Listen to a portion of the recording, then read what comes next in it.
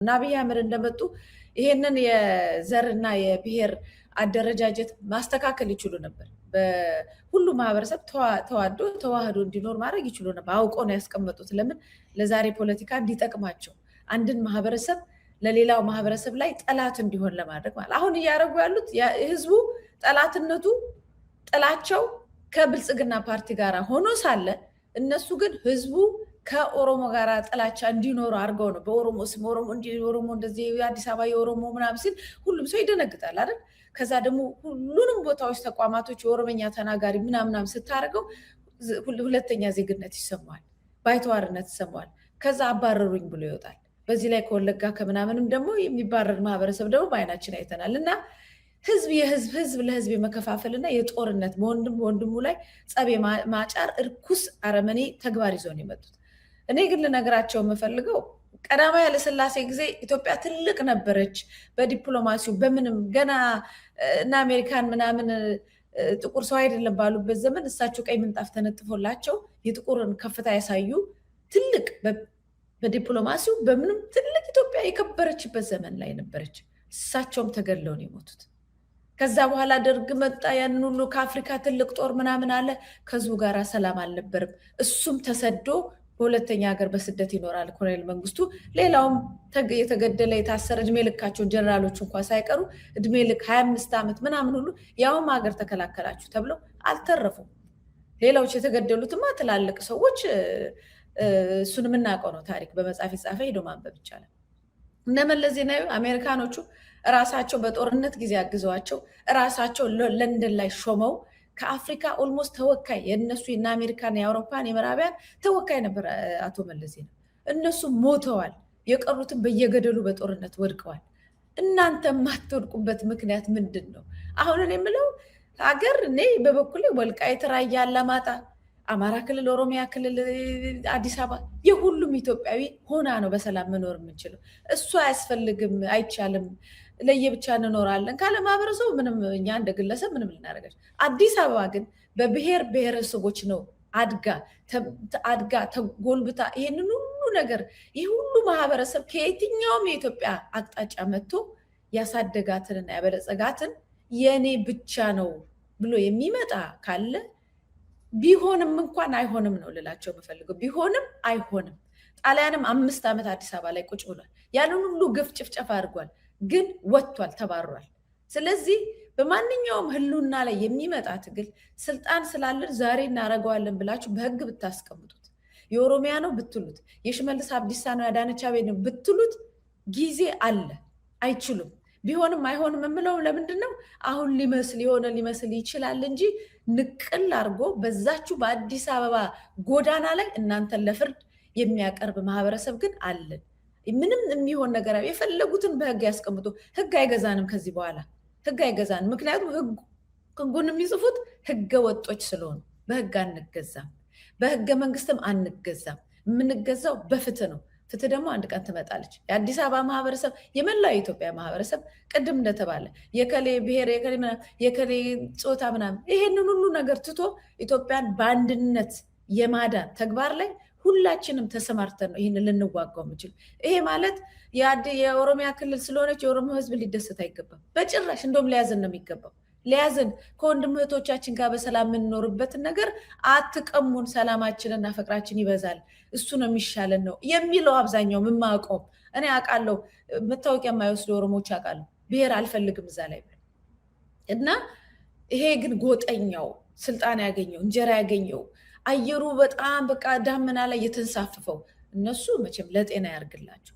እኛ ግን በህይወት እስካለን ድረስ በዚህ ምድር በየትኛውም ዓለምኛ ብንበተን የትኛውም የተሰበረ ቢመስል የአዲስ አበባ ህዝብ የትኛውም በጦርነት ላይ ያለ ኢትዮጵያ በሁሉ ማቅጣጫት ኢትዮጵያን ያድናታል። እና ወደዛ ነው ፎከስ ማድረግ ያለብን። ይህን አጀንዳ ይዘን መላቀስ ሳይሆን መጣል፣ አጀንዳውን መተው፣ ሀገሪቷን ማስተካከል፣ የራሳችን ህገ መንግስት መጻፍ፣ ሀገራችንን ሰላማዊ ማድረግ ላይ እሱ ላይ ማተኮር አለብን።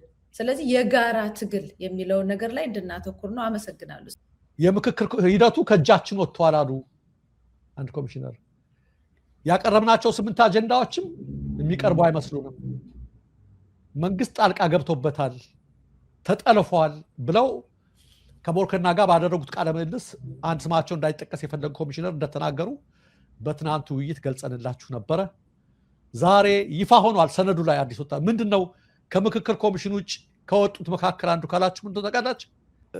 በዚህ ምክክር ላይ እነማን እንደገቡ ነግረናችኋል።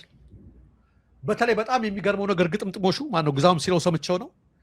ጎጃም ላይ ነው ጦርነት የታወጀው። ተመልከቱ፣ በብዛት አማራው ላይ ሆኖ በብዛት ጎጃም ላይ ሲታወጅ ምክክር ኮሚሽኑ ተጀመረና ተመልከቱ ስራቸውን እንደምታደርጉት። ምናልባት ቢኖሩ ኖሮ የጎጃም ህዝብን ይወክላሉ የተባሉት እነ መስከረም አበራ ነበሩ በዚህ ምክክር የሚወከሉት። እንደው ቢሆን ኖሮ የእውነተኛ ማለት ነው እነሱን እስር ቤት አስቀምጠው ከጎጃም ማንን ወከለ? ሰጤን፣ ማስረሻ ሰጤን ወከለ። በጣም የሚገርማችሁ ነገር እኮ ነው እንደው አጠቃላይ ነገሩ ማለት ነው። ከጎጃምም የወኪል አምጥተን አዳንና በተመሳሳይ ጎጃም ላይ ጦር ግባ አለ። እንደዛ አይነት ነገር ነው እየተደረገ ያለው።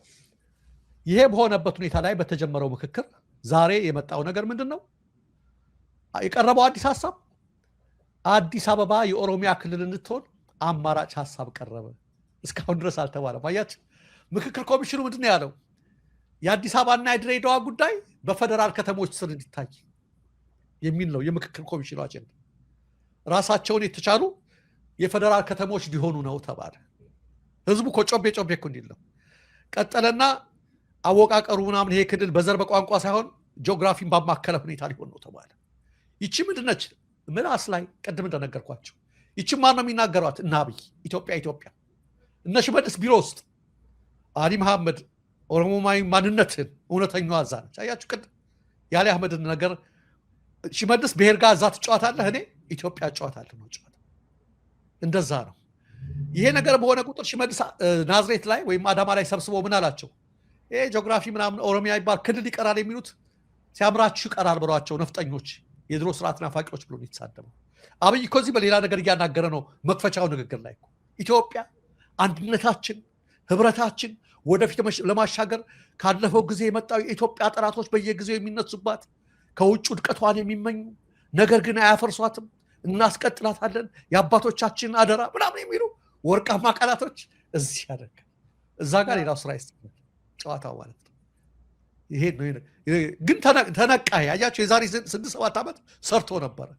አሁንም በዛው በድሮ ጨዋታ መጡና አዲስ አበባ ምን ትሆን ተባለ? አሁን የኦሮሚያ አካል እንድትሆን ጥቅም ይባላል። ከቀረቡት 4 አማራጮች ይላል ሲቲ ስቴት፣ ራስ ገዝ፣ ፌደራል አካል፣ ራሷን የቻለች ክልል፣ የኦሮሚያ አካል ማድረግ የሚሉት ይገኙበታል። አዲስ አበባ ከኦሮሚያ ጋር ያላት ግንኙነት፣ የከተማዋ በጀት ድርሻ ጉዳይ፣ የፌደራሏ ከተማ የአዲስ አበባ ፖሊስና ፍርድ ቤት ጉዳይ፣ የከተማዋ ወሰናዊ ቦታዎች ስያሜ፣ የከተማዋ የስራ ቋንቋ፣ ከከተማዋ ታሪካዊ ቅርሶች አካታችነት ጉዳይ ጥያቄዎች የተዘጋጀላቸው የምክክር ንዑስ አጀንዳዎች ሆነው በሰነዱ ላይ ቀርበዋል። አዲስ አበባ በፌደራል መንግስት ላይ ስለሚኖራት ውክልናና የፌዴሬሽን ምክር ቤት ውክልና ጉዳይ በንዑስ አጀንዳነቱ ሳይካተቱ ቀርተዋል። ስለ የፌዴሬሽን የምናምን የምክር ቤት የሚለው ነገር ስለዚህ ምን ያደርጓት ነው? ያው ፊንፊኔ ከኛ የሚለው ነገር ነበረ፣ ያን እያደረጉ አለበለዚያ ደግሞ ምን እያደረጉ መሰላቸው? ይሄንን ደግሞ አሁን ያወጡትና እኛ ተቃውሞ እናሰማለን፣ ከተቃውሞ በኋላ ይኸው ወይ አላደረግናትም የሚል ነገር ነው። ዞሮ ዞሮ ዋዜማ ካወጣችው ዘገባ ምን ይላል? አንዱ ዛሬ ብዙዎቹ ስላላማራቸው ኢንሴኩሪቲ የተሰማቸው ተሳታፊ ተብለው ቀድሞ የሰሙት አጀንዳ በመቀየራቸው ይላል። ምን ይላል ቃል በቃል? ለምክክሩ ወደ አዲስ አበባ ካቀኑ ተመካካሪዎች መካከል የቴሌቪዥን ጣቢያዎችና የኮሚሽኑ ካሜራ ባለሙያዎች ቀረጻ በሚያከናውኑበት ወቅት ምቾት እንደማይሰማቸው የገለጹ አሉ። ወደሽ ከተገፋሽ አይ መሳቀቅ ጀመሩ። ሲቀረጹ ውስጥ ያለውን አጀንዳ ሲመለከቱት እነሱ ታሪክ ሊሰሩ ነው። በቃ የሆነ ነገር አደረግን፣ ከክልልነት ወጥቶ በፊት ጂኦግራፊ አደረግን፣ የአዲስ አበባ የፌደራል ከተማ አደረግን ምናምን የሚል የሚያባብሉ አጀንዳዎች መጡ። አሁን ምን ሆነ? የሆነ መጣ። አዲስ አበባ የኦሮሚያ አካል ናት የሚል አጀንዳ አቀረብን። ቁጭ አደረጉ። ትናንትና ተናግረናል። አጀንዳው ከእጃችሁ ወጥተዋል ብለዋል። ከዚህ በኋላ ካሜራ ትቅረጸ ብትል ምን ብትል የተለያየ ነገር ብትል ምን የዚህን አገዛዝ ባህሪ ከስር መሰረቱ አውቀን ስንናገር ቆይተናል። የሚጠበቅ ነው። የኢትዮጵያ ጠላቶች ስለሆኑ የሚጠበቅ ነው። እኔ ምል በጣም ሀገራችን ትላንት የሰው ልጅ ሁሉ እኩል ነው ብላ ለመላው ለተጨቆኑ ህዝብና ለተጨቆነው ህዝቦች ዓለም ላይ ላሉት እና እንዲሁም በተለይ ደግሞ በቀኝ ለተገዙ ለጥቁር ህዝቦች ሁሉ ምሳሌ የሆነች የሰው ልጅ እኩል ነው የሚለውን ነገር በዓለም ያስተማረች ታላቅ አፍሪካ ሀገር ነበረች። ወደ አፍሪካ እንኳን ሲመጣ ያን አፍሪካን እንኳን ለመከፋፈል እና ለመግዛት ብዙ ሲሯሯጡ የአፍሪካ ህብረት ነው የሚያስፈልገው ብላ ትልቅ ተጽዕኖ የፈጠረች ሀገር ነበረች።